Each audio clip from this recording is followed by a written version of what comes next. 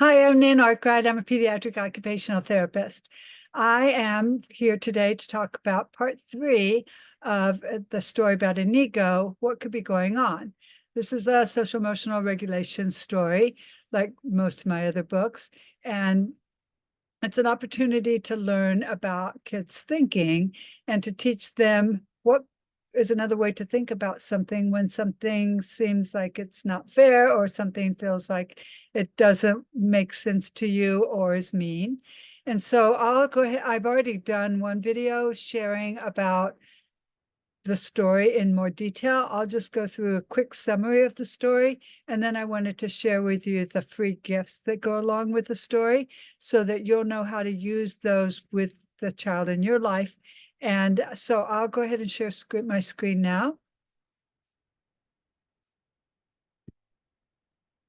So this is the story, what could be going on. And it's a story about this little sea lion who has a good friend who he likes to play with a lot, but one day he comes home from school and he's upset because he feels like his friend was excluding him from something. And he got so upset and hurt by it. And he kicked his friend. No, didn't kick, sorry, pushed his friend.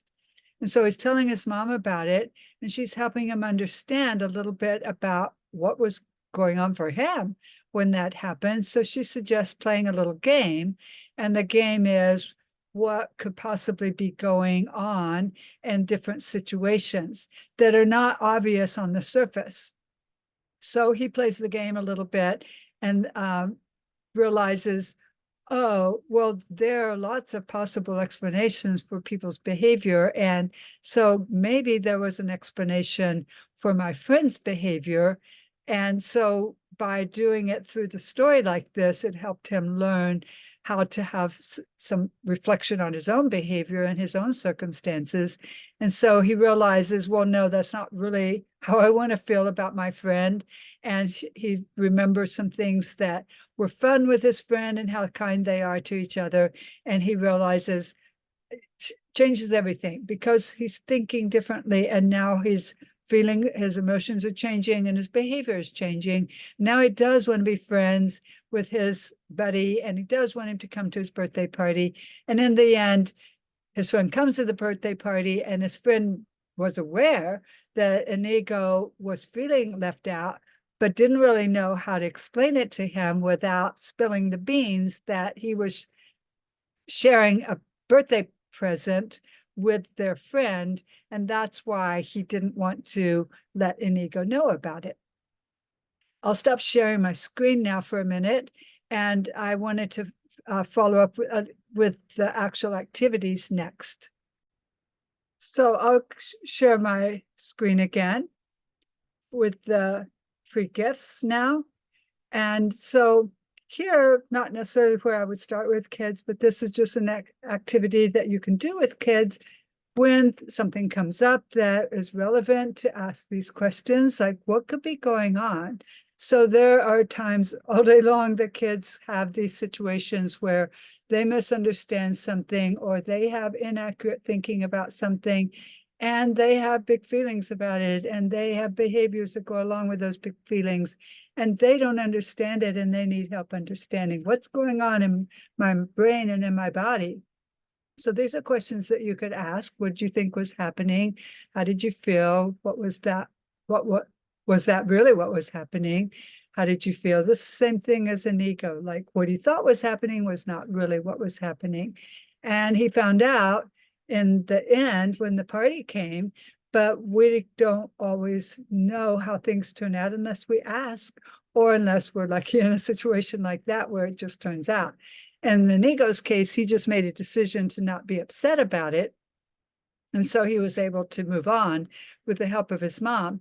But sometimes kids have a hard time being able to move on. So this is a good way to kind of guide a child's thinking when something like this comes up. So we try to take the story and make it applicable to a child's life. These are pictures from the Galapagos. I went and I just loved the sea lions there. And I just thought this picture of them lined up was adorable. And then the other thing I really loved was these little sea lions at the bottom.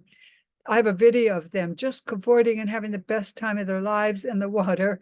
And they were so cute. And I just thought, they're so full of joy. And that's what I see with the kids I work with. And that's why I love my job so much, because I want to see their joy coming out and not be stifled or by the kinds of thinking that Inigo had in the story, which we'll talk about. And so that's why I'm writing the stories. I want kids to have a different perspective on things than what their limited life experience offers them. And sometimes it's hard for the adults in their lives to know how to help them with situations, which is why parents call me for some additional support to help them have tools to help their child, as well as, of course, to help the child. These are just more pictures of them. They're just hanging out and they're so cute. And so that's why I decided to write the story about them. They're a bundle of joy. So one of the things that's fun to do is start conversations with kids. This can be something you do at the dinner table. It can be something you do when you're driving to school, all kinds of ways to integrate these into your life. It doesn't have to be like, now we're going to sit down and have a conversation kind of moment. And so there's all kinds of conversations here that I've included that make kids think about, what would you do in a situation like this? If a friend did something to you that you didn't like, instead of getting even, like Inigo did, what would you say or do to help the friend know you didn't like it? In some ways, it prepares the child for a situation that could be real. So they've talked about it. It also is an opportunity to hear other people in the family, what they say in response to these questions, because we learn from each other. And certainly when I do these kinds of things with families I'm working with, I learn ideas that I wouldn't have thought of from other people in the family, from the people in the family that I'm working with. Like, that's great. And so it's really helpful for kids to understand that there's more than one way to think about things. And I am writing my 18th book now. I just finished it this week and sending it off for editing and illustrating. And it is about all the different kinds of thinking. It's not comprehensive. It's not covering every kind of thinking, but it's covering the thinking of the characters in the stories that I've written so far, and how our thinking can be helpful to us. And we just need guidance. As a child, we don't know. So adults guiding us through, that's what that story's about. But this is just one of the ways of thinking. Like, can you be curious about something? And it's also something that I try to do with kids when I see them doing something like scribbling on their paper, like, what could be going on? I say to myself, and in that type of situation, it's easy for me to guess that they're feeling frustrated. They don't want to do it. They don't think it's fun. They think it takes forever. They don't think that they're good at it, all those things. So I have to come up with a way to help them with being able to handle that uncomfortable feeling, for one thing, but also give them some tools to help them be able to move forward. So I provide more support, take away demand, add more support, do both. And so I can help them be able to figure out what else they can do besides scribble on their paper and refuse to do the work. And so then one the things that happens in the story is Inigo has thoughts in his head that actually are inaccurate, as it turns out in the story, as are many of our thoughts. They're not necessarily what's really going on, but it's a thought that we have. It's maybe a default thought or a thought that we feel commonly. And it just is sort of sometimes a comfortable thought because we are familiar with it. But it's not always necessarily a thought that helps us let go of something or move on. And so this is a little triangle to introduce the idea about thinking about your thinking. The idea is not my original idea, but it is a very good concept that I share with a lot of kids I work with, as well as their parents, because it's important to be able to understand that our thoughts do affect our emotions, and our emotions do affect our behavior. And in the story, that's what happens. And I'll go through some examples of that. But you can start anywhere on the triangle. If we're feeling hurt about something, then we're going to have a behavior that goes along with those emotions. And we are going to have thoughts that are accompanying those behaviors. And if we start with kicking, well, why did we kick somebody. Well, maybe because we got hurt, or maybe because we had a thought that they probably did it on purpose to us.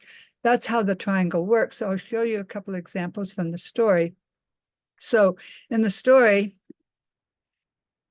I, I call it reactive thinking and what could be going on thinking. What could be going on thinking is just, can you use some curiosity and see what's going on? So if Inigo had thought, how Inigo thought was, that's not fair that Pecas is excluding me and showing Poppy what's in his flipper, but not me. And so it caused him to feel angry and excluded. And he got even with him because he was upset and he pushed him. If Inigo had thought, I wonder what could be going on, he might have thought, I wonder what my friends are doing.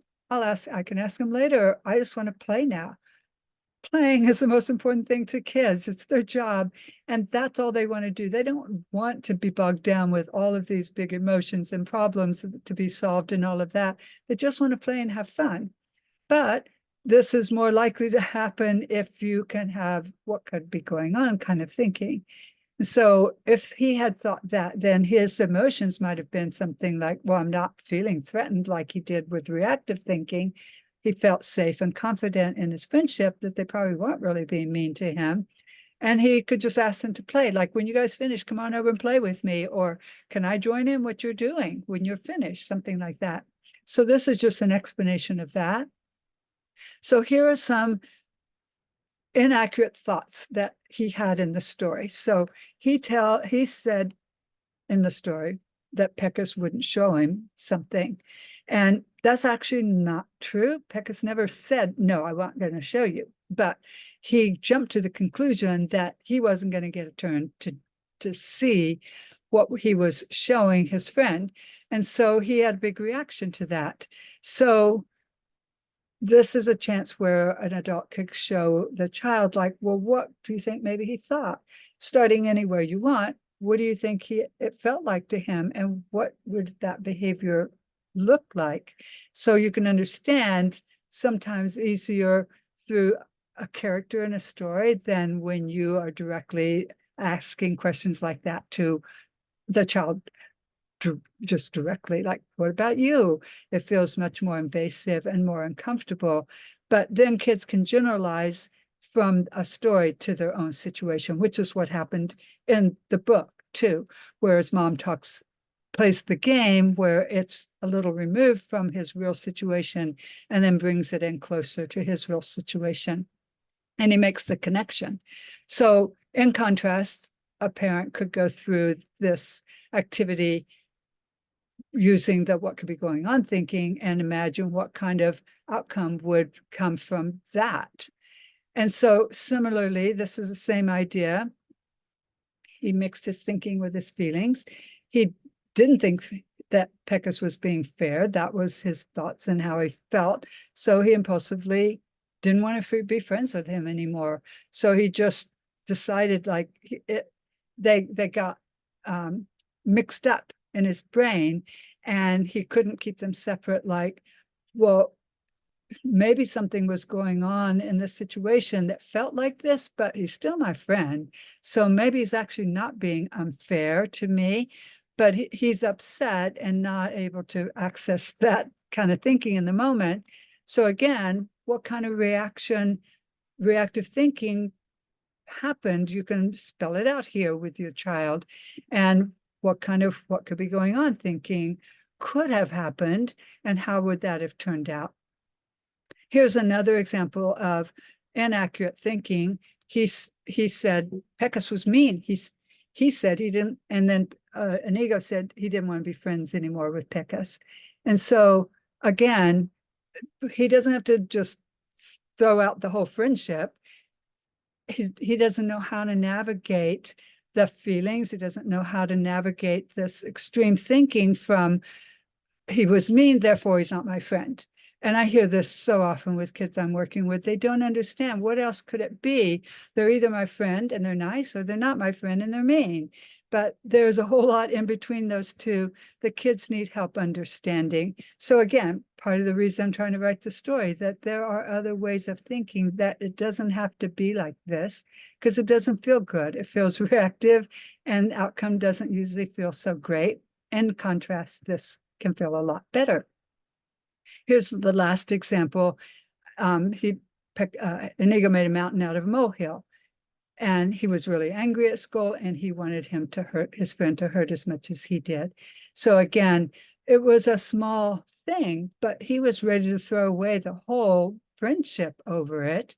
And so that's the molehill. So exaggerating the problem, because that's, again, a little mixing in the emotions too, that makes it feel like it's too much. I don't know what to do with this. And kids feel that so frequently, and they don't know what to do. And so that's the point of my books. I'm trying to help kids know what to do, and trying to guide parents to know how to help their kids through these activities like I'm showing you today. Materials like this. Here's some extra reading you can do. Here's a tool you can use with your child. I use this often with families that I'm working with, and teach it to kids too, the ones who I think can understand it in a way that it can actually be useful to them. And then these are the more fun things kids like to do, step-by-step drawing. Even the younger kids like to do it, and they're fine with if it doesn't turn out just like this. They like what they did. And then I'm trying to have these little activities available to kids to try to reinforce the messages in the story. It's an opportunity for a parent to sit down with a child and say, let's draw this together. I'll draw one, you draw one, or let's draw one together, whatever the situation is.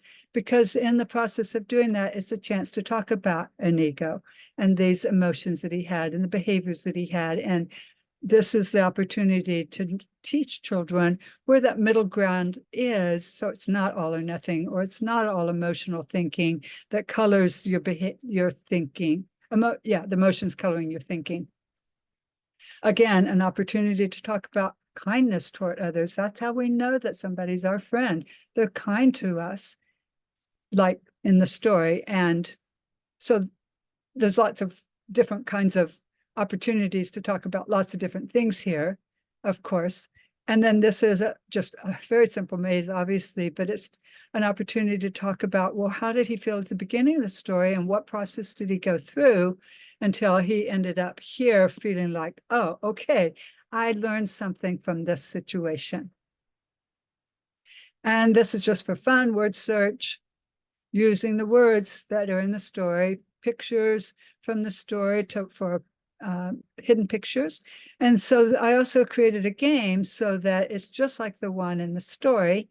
And so families can play this together. And it's an opportunity, again, to kind of preview situations that can often happen in kids' lives. These come from real life examples of things that I hear from kids, I see from kids in my social skills groups. These are things that really happen. And if kids have a preview talking about it in advance and hearing other people's perspectives on things and how it could be different than just the one thinking and inaccurate sometimes thinking of a child and immature thinking of a child, or just inexperienced thinking of a child, it can grow their understanding of how to respond to situations that can feel threatening sometimes, uncomfortable sometimes.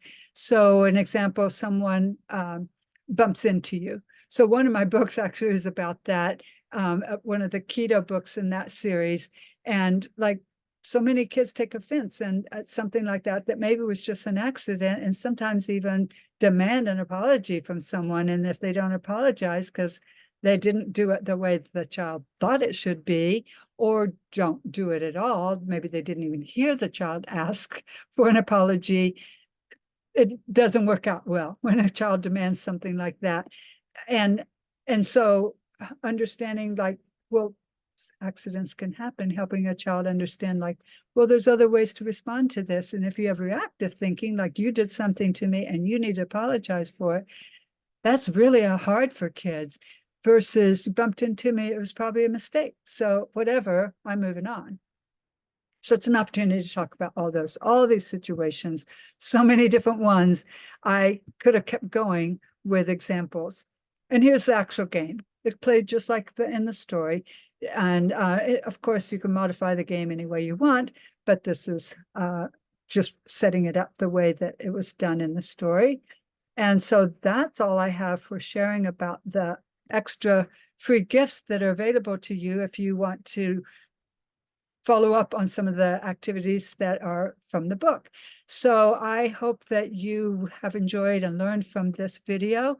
I wanted to make sure that you also know that I have all these other books that you see in the background that are also available now, and they're talking about these kinds of things, these social emotional challenges that kids don't know what to do when they pop up.